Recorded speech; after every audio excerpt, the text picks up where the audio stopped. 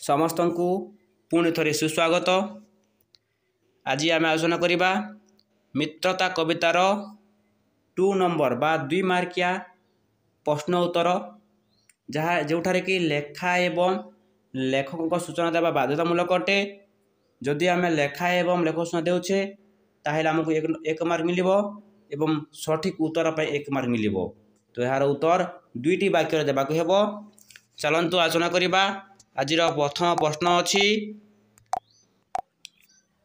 सुग्रीव काहींकी बाली को डरुथिले। सुग्रीव काहींकी बाली को डरुथिले।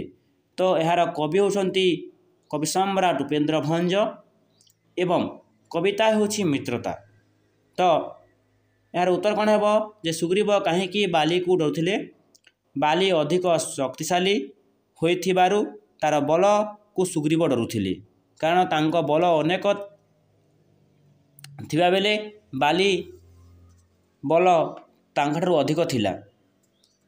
तो यार उत्तर कौन है जे बाली अधिक शक्तिशाली होइथिबारु बालीर बल को ही सुग्रीव डरुथिले, कारण सुग्रीवंग बल कम थिबा बेले बालीर बल अधिक थिला। नेक्स्ट प्रश्न हनुमान काहींकी सूर्य को धरिथिले। हनुमान काहींकी सूर्य को धरिथिले। हनुमान हेउछंती सुग्रीवंकर जड़े मंत्री एवं जन्म समय रे हनुमान सूर्य को खाइबा पई डेई धरी पकाइथिले। जन्म समय रे हनुमान सूर्य को खाइबा पई डेई धरी पकाइथिले, कारण हनुमान को से समय रे बहुत क्षुधा होथिला। आउ शेष तांको माता अंजना सूर्य को देखाई देते सूर्य होची गोटे फल, ताकू खाइदेले तुमर क्षुधा निवारण हेब। सेते जन्म समय हनुमान सूर्य को धरिथिले खाइबा पई, आउ खाई मदे देथिले। नेक्स्ट क्वेश्चन अछि दुंदीभी किए। दुंदीभी किए। दुंदीभी होची दुर्दांत असुर जहाकू बाली मारिथिला। दुंदीभी किए। दुंदीभी जने राक्षस जाकू बाली वध करथिला। नेक्स्ट इंद्र मैनाक उपरे ब्रजाघात कहिथिले काहींकी। इंद्र मैनाक पर्वत उपरे काहींकी ब्रजाघात करथिले। यार उत्तर हेबो जे मैनाक पर्वतर पक्ष थिबारु से सहजरे गोटे स्थानरु अन्य स्थान को उड़ी जाउथिबारु अनेक जनपद नष्ट हो जाउथिला। सेति पई इंद्र ब्रज प्रहार करी पर्वत मानकर पक्ष छेदन करथिले।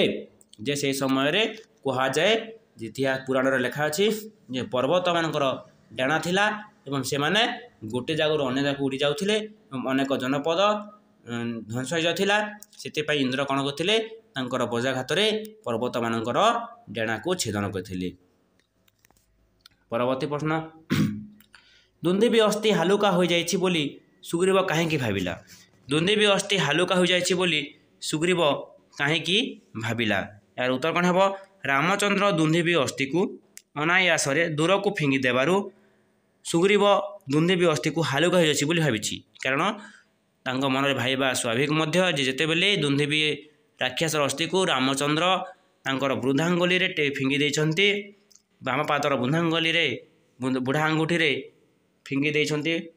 सेति पई भाबिले कि जे दुंदीभी अस्थि हालुका हो जाइछि बोली। परवर्ती नेक्स्ट क्वेश्चन परवर्ती प्रश्न सप्तसाल कौन। सप्तसाल कौन। तो यार उत्तर हेबो सप्तसाल हेउची 7टी साल गछ। वसुधार अनुरोध रे ब्रह्मा बालीर अधा बल सप्तसाल गछरे रखिथिले, कारण जेते बेले बाली चालुथिले वसुधा टलमल हेउथिला। सेति पई वसुधा अनुरोध रे ब्रह्मा सप्तसाल वृक्ष सृष्टि करथिले। रघुवीर किए। परवर्ती प्रश्न रघुवीर किए। रघुवीर होउछंती श्री रामचंद्र बा दशरथ नंदन अयोध्यार राजकुमार से होउछंती रघुवीर। नेक्स्ट विभा बसु वंश कहले कौन बुझ। विभा बसु वंश कहले कौन बुझ। विभा बसु वंश कहले सूर्य वंश, जो वंश रे कि श्री रामचंद्र जन्मग्रहण करथिले। नेक्स्ट किए पिला बेले सूर्य को धरिथिला। किए पिला बेले सूर्य को धरिथिला। किए पिलाबेले सूर्य को धरिथिला तो यार उत्तर हेबो जे हनुमान हनुमान पिलाबेले सूर्य को धरिथिला क्षुधा निवारण पई से सूर्य को पान करथिले खाई देथिले। श्रीराम सुग्रीव किपरि मित्र हेले श्रीराम सुग्रीव किपरि मित्र हेले निजर शत्रु को विनाश करबा पई उभयंक लक्ष्य गोटे थिबारु श्रीराम और सुग्रीव अग्नि को साक्षी रखी मित्रता स्थापन कले। श्रीराम और सुग्रीव किपरि मित्र हेले ना श्रीराम और सुग्रीव उभयंकर उद्देश्य एक एवं से शत्रु को विनाश करबा होछि तांकर मूल लक्ष्य सेतिमाय से अग्नि को साक्षी रखी श्रीराम और सुग्रीव मित्रता स्थापन कले। विधि रे किए विभावसु पुत्र अटंती विधि रे किए विभावसु पुत्र अटंती तो विधि रे सुग्रीव होउछंती विभावसु बा सूर्यंकर पुत्र एवं श्रीरामचंद्र से सूर्य वंश जन्मग्रहण करते तो विधि रे किए विभावसु पुत्र अटंती विधि रे होउछंती सुग्रीव विभावसु पुत्र अटंती बा सूर्यंकर पुत्र अटंती। नेक्स्ट केउ मानक प्रबोधन रे राम और सुग्रीव कालजापन करथिले जे श्री रामचंद्र तांको भाई अनुज सी तांको भाई लक्ष्मणंकर प्रबोधन रे जीवन यापन करथिले एवं सुग्रीव तांको मंत्री मानकर प्रबोधन रे निज जीवन को अतिबाहित करथिले।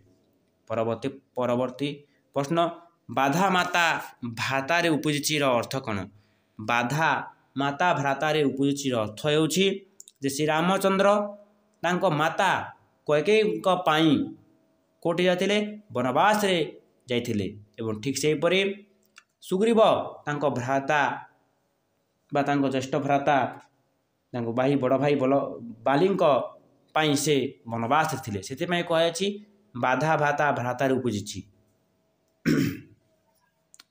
परवर्ती प्रश्न बुझिबा आमे रामचंद्र धरणी रे की परि बुलुथिले रामचंद्र धरणी रे की परि बुलुथिले रामचंद्र धरणी रे निर्भय रे भाव रे भ्रमण करुथिले रामचंद्र धरणी रे निर्भय भ्रमण करथिले जेते बेले सीता को रावण चोरी नेछि सीता कथा भाई भाभी रामचंद्र धरणी रे निर्भय भाव रे बुलुथिले। सुग्रीव पर्वत रे काहेकि लुचिथिले सुग्रीव पर्वत रे काहेकि लुचिथिले कारण सुग्रीव बाली डर रे पर्वत रे लुचिथिले जदि युद्ध हेब सुग्रीव बालीक मध्य तो युद्ध रे सुग्रीव निहाती परास्त हेब कारण सुग्रीव बल बाली बल ठारू कम थिला।